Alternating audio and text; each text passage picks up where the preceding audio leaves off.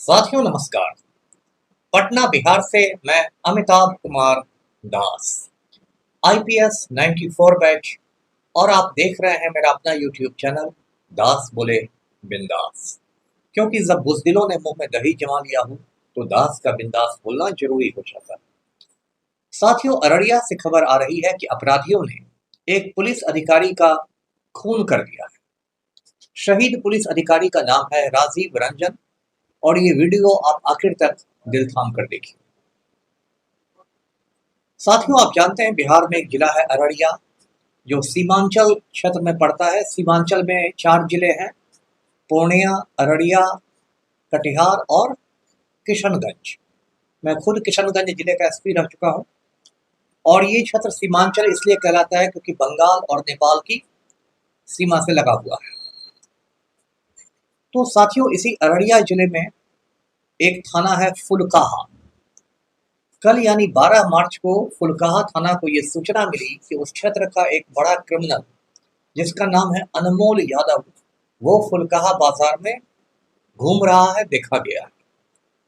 तो फुलकाहा थाना से एक पुलिस टीम पहुंची और उसने अनमोल यादव को पकड़ लिया। अब उसके बाद क्या हुआ कि अनमोल यादव के जो साथी थे, जो बाकी गुंडे मवाली थे, वो लोग पहुंच गए। उन्होंने पुलिस टीम पर हमला कर दिया और अनमोल यादव को छुड़ा दिया। और अनमोल यादव को तो छुड़ा के ले ही गए, साथ ही साथ एएसआई जो थाने का था, असिस्टेंट सब इंस्पेक्टर जो होता है एएसआई, एएसआई राजीव रंजन का उन लोगों ने खून कर दिया। तो इस तरह अपनी ड्यूटी निभाते हुए राजीव रंजन शहीद हो गए। और देखिए कितनी ट्रेजेडी है, होली के 1-2 रोज पहले वो पूरा परिवार उजड़ गया। अब जो होता है, प्रशासन में वही घिसे पिटे बातें हो रही हैं। एसपी साहब बोल रहे हैं हम किसी को नहीं अब छोड़ेंगे, डीएम साहब करें किसी को नहीं छोड़ा जाएगा। हो सकता है पुलिस मुख्यालय भी शाम तक कह दे कि किसी को नहीं छोड़ा जाएगा। तो ये सब होता है। लेकिन ये कितना दुर्भाग्य की बात हो गई है बिहार के लिए कि पुलिस अधिकारी, जिसका काम है जनता को सुरक्षा प्रदान करना, जनता की हिफाजत करना, वो खुद जान से हाथ धो रहा है। और गुंडे मवालियों का इतना मनोबल बढ़ गया है। ऐसा क्यों हुआ? इसके लिए एक आदमी जिम्मेदार है, वो हमारा नालायक मुख्यमंत्री पलटू राम, जो माफिया डॉन अनंत सिंह का आज्ञाकारी चपरासी बन गया। आप जानते हैं कि अनंत सिंह जो माफिया है, वो बेरोक टोक मुख्यमंत्री आवास में आता है, एक अणे मार्ग में पलटू राम के साथ बंद कमरे में उसकी गुफ्तगू होती है। पलटू राम खुद उसके गांव लदमा जाते हैं। आज की तारीख में अनंत सिंह बेऊर जेल में बंद है, लेकिन पलटू राम के आदेश पर जेल प्रशासन ने उसको सारी सुविधाएं दी हुई है। उसको मोबाइल की सुविधा है और मोबाइल से वो अपने पूरे गिरोह का संचालन करता है। अनंत सिंह ने बेऊर जेल को मजाक बना के रख दिया है। 1-2 साल पहले अनंत सिंह ने बेऊर जेल में कक्षपालों की पिटाई भी की थी। बेऊर थाना में एफआईआर भी हुआ, लेकिन उसमें कुछ नहीं हुआ। कायदे से अनंत सिंह को पटना के बेऊर जेल से दिल्ली के तिहाड़ जेल भेजा जाना चाहिए, जैसे शहाबुद्दीन को भेजा गया था। लेकिन ये काम इसलिए नहीं हो रहा है क्योंकि पलटू राम खुद अनंत सिंह के गिरोह में शामिल हो गए हैं, और इसलिए अनंत सिंह को बेऊर जेल में तमाम सुख सुविधाओं के साथ रखा जा रहा है। कहानी यही खत्म नहीं होती। पलटू राम ने आज से लगभग 2 बरस पहले 2023 के अप्रैल में सजा याफ्ता खूनी आनंद मोहन को जेल से बाहर कर दिया। और जेल से बाहर करने के लिए बिहार सरकार के कायदे कानून बदल दिए गए, जेल मैनुअल में संशोधन कर दिया गया और आनंद मोहन को बाहर लाया गया। और उसका ऐसा स्वागत सत्कार हुआ, लगा कि नेल्सन मंडेला जेल से छूटे। और उसके बाद पलटू राम ने आनंद मोहन की पत्नी लवली आनंद को शिवहर से टिकट दे दिया जदयू का, वो लोकसभा पहुंच गई। आनंद मोहन का बेटा चेतन आनंद राजद के टिकट पर जीता शिवहर से, लेकिन वो अब पलटू के साथ है।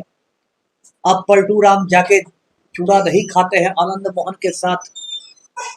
और बताइए, जिस आनंद मोहन ने एक आईएएस अधिकारी का, जी कृष्णैया का, दिन दहाड़े खून कर दिया था, वो अब मुझ परताव देता घूम रहा है।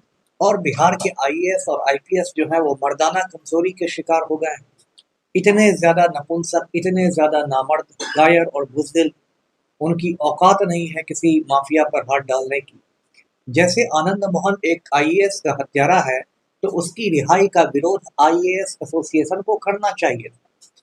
बिहार में एक बहुत बड़ा आईएएस एसोसिएशन है, आईएएस पदाधिकारियों का संघ है, जिसमें मुख्य सचिव से लेकर नए आईएएस तक हैं। उसमें बाकायदा एक अध्यक्ष होता है, एक सचिव होता है, सब कुछ होता है। पटना हवाई अड्डे के पास एक बड़ा सा आईएएस भवन है, सब कुछ है। लेकिन जब एक आईएएस के हत्यारे को पलटू राम ने डंके की चोट पर छोड़ दिया, बिहार सरकार के कायदे कानून बदल के, तो आईएएस एसोसिएशन ने चूं तक नहीं की, कोई विरोध नहीं हुआ। आईएएस एसोसिएशन का एक शिष्टमंडल भी नहीं मिला मुख्यमंत्री से कि आईएएस के हत्यारे को आप छोड़िएगा तो इससे हमारा मनोबल टूटेगा। कुछ नहीं हुआ। एक दिन के लिए आईएएस अधिकारी लोग अपनी बाह पर काली पट्टी बांध सकते थे, अपना विरोध दर्ज करा सकते थे, वो भी नहीं दर्ज कराया। इस तरह से ये लोग मर्दाना कमजोरी के शिकार हो गए हैं। इन आईएएस और आईपीएस अधिकारियों को सिर्फ गरीब और कमजोर आदमी पर जोर जोर से भौंकने आता है। मुख्यमंत्री के सामने ये कुत्ते बनकर पूंछ हिलाते हैं, पूंछ। अब इसी पलटू राम का खेल देखिए। पलटू राम ने अभी 10-15 दिन पहले बिहार सरकार में मंत्रिमंडल में फेरबदल किया है और राजू सिंह नाम के एक खूनी को, हत्यारे को बिहार सरकार में माननीय पर्यटन मंत्री बना दिया है। मैंने पहले भी इस पर एक वीडियो बनाया था कुछ ही रोज पहले कि किस तरह राजू सिंह, जो मुजफ्फरपुर के साहिबगंज का विधायक है, उसने 1 जनवरी 2019 को दिल्ली के अपने फार्म हाउस में श्रीमती अर्चना गुप्ता नाम की एक महिला को गोलियों से भून दिया था। उस मामले में दिल्ली पुलिस राजू सिंह को चार्जशीट कर चुकी है। कोर्ट में राजू सिंह के खिलाफ आरोप गठित हो चुके हैं, चार्ज फ्रेम किए जा चुके हैं। लेकिन उस खूनी को, हत्यारे को, कातिल को, मर्डरर को पलटू राम ने बिहार सरकार में माननीय पर्यटन मंत्री बना दिया है और पर्यटकों से कहा जा रहा है कि आइए बिहार, आइए बिहार, मार देंगे गोली कपार में, आइए तो हमरे बिहार में। ये स्थिति हो गई। कहानी यहीं खत्म नहीं होती। बिहार सरकार में एक माननीय मंत्री महोदया है श्रीमती लेसी सिंह। वो पूर्णिया में बाकायदा अपना गिरोह चलाती। लेसी सिंह का पति था बूटन सिंह। वो पूर्णिया का बहुत खूंखार अपराधी था। सन 2000 में कोर्ट में जब उसकी पेशी हो रही थी तो बूटन सिंह की हत्या कर दी गई, खून कर दिया गया। उसके बाद बूटन सिंह के गिरोह की कमान श्रीमती लेसी सिंह के हाथों में आ गई और पूर्णिया में श्रीमती लेसी सिंह एक संगठित गिरोह चलाती। लेकिन वो श्रीमती लेसी सिंह बिहार सरकार में माननीय मंत्री महोदया है, क्योंकि नालायक पलटू राम हमारा मुख्यमंत्री।